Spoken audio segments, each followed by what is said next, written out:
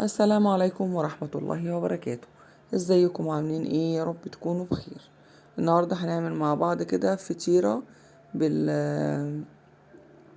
فطيرة من غير عجن ولا دقيق ولا فرد ولا رقات ولا الكلام ده كله. هنعملها مع بعض احلى من المحلات. بس عايزة لايك ودعم في القناة واشتراك عشان يوصلكوا كل جديد. زي ما انتوا شايفين كده الفطيرة رهيبة وطالعة منظرها خطير، ولا طعمها ولا ريحتها. مكونات ان شاء الله بالموجود عندكم في البيت، هنعرفها بأقل التكاليف. انا هنا عايزه اعمل فطيره ومش عايزه اعجن ومش عايزه اعمل رقات وادهن كل رق سمنه والكلام ده كله. لا، انا جبت كده آه، جلاش فريش طازه، يعني من عند اي واحد بتاع كنافه الحاجات دي. قصقصته كده وجبت بقى كل البواقي عندي في الفريزر. لحمه مفرومه عندي على الصبح كانت في الفريزر جبتها. لبن اهو كان مقطع عندي وشايف في الفريزر جبته. شوية بسطرمة، شوية زيتون، فلفل، طماطم مقطعة. عندي هنا قشطة، هحط معلقتين على اللبن المقطع. انا بنبه عليكم تاني، ده لبن مقطع مش لبن عادي، يعني عامل زي اللبن الرايب كده. هتحطي عليه بيكنج باودر علشان خاطر او بيكنج باودر زي ما بيقولوا، علشان خاطر يخلي الجلاش هش كده وما يبقاش مكتوم. هتحطي 3 معالق سمنة 4 معالق سمنة حسب الكمية اللي انتي عايزاها. كل ده بيتحط على بعض، اللبن، القشطة، البيكنج باودر، السمنة، ويتقلب مع بعض كويس.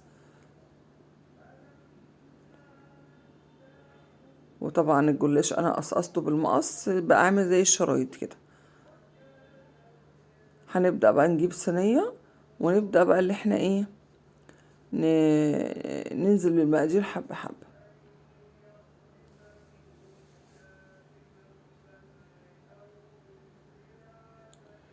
طبعا الصينية هبقى دهناها من تحت بشوية سمنة شوية زيت الموجود عندك، وهنبدأ ننزل بنص كمية الجلاش.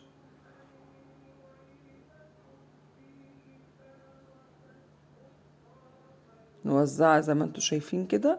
مش محتاجة ان انا بقى ادهن سمنة في كل رئة والكلام ده كله. هنبدأ نرص بقى البواقي اللي عندنا الموجودة دي. بس هعمل ايه بقى، انا هاخد اللحمة المفرومة عشان هي حبة صغيرة، هرصها في حتة عشان الباقي ارص في يعني اوزع فيه البسطرمة. انا خدت جزء اهوت نزلت فيه اللحمة المفرومة وزعتها، وبقية الصينية هنعملها البسطرمة. عندك كيش بسطرمة، عندك لانشون، عند اي الموجود عندك في التلاجة بيطلع لذيذ وطعمه حلو. هنحط طبعا الطماطم والفلفل عليها، او ممكن نخليها للاخر نحطها كلها مع بعض. هنبدأ بقى نوزع كده الحباش الموجودة عندنا او اللي موجودة عندنا بقى، صدق، بسطرمة، لحمة مفرومة، كلها يعني الموجودة عندك. الفطيرة دي برا بشيء وشوية، انتوا عارفين الأسعار عاملة ازاي. فأنا يعني اللي موجودة عندي ما حسيتش بيه، لأن اللي موجودة عندي طلعته.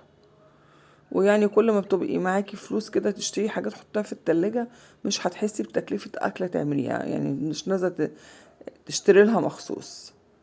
هو ده اللي انا بعمله، يعني بجيب 5 جنيه زيتون، مرة تانية 5 جنيه زيتون، ب20 جنيه بسطرمة احطها في كده، يعني فاهمين. احنا رشينا الزيتون كله. هنبدأ بقى الطماطم والفلفل كده هقلبهم على بعض وانزلهم على بقية الصينية، اوزعهم كده بالتساوي.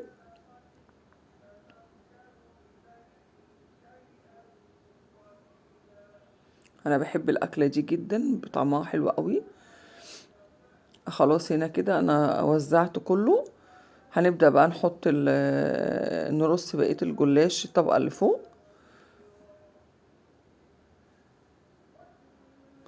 بس قبل ما احطها انا عندي جبنة شيدر، فتحت وحطيت حبة.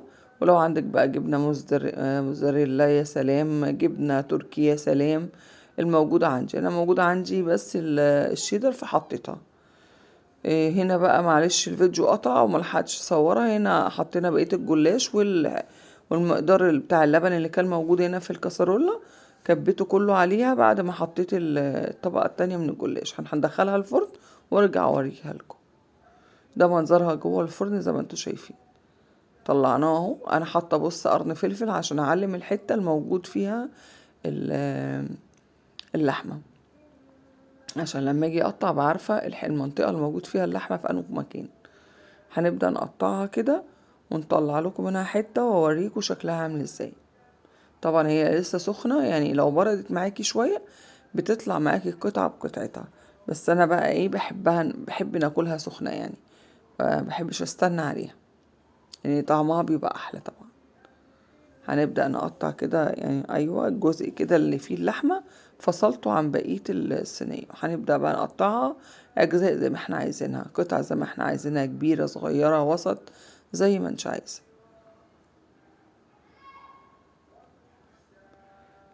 عايزين منكم دعم للقناة ولايك واشتراك عشان ابدأ ان انا انزل لكم فيديوهات كده تعجبكم بإذن الله وتجربوها. معلش بقى عشان سخنة يعني لازقة شوية في الصينية، بس لو بردت هعرف اطلعها بكل سهولة. بس مش قادرة اقول لكم على الريحة اللي طالعة عاملة ازاي. طبعا القشطة واللبن الرايب ده يعتبر عامل لها ريحة جامدة جدا. شايفين المنظر بقى كل الحباش اللي جوه وكده، ما طعمه تحفة جدا. جربوها والله ما هتندموا اللي انتوا تعملوها. آه علشان دلوقتي الأسعار غالية وفي حاجات كتير مقاطعة، فاحنا هنحاول نعمل كله في البيت. يا رب تكون عجبتكم، والسلام عليكم ورحمة الله وبركاته.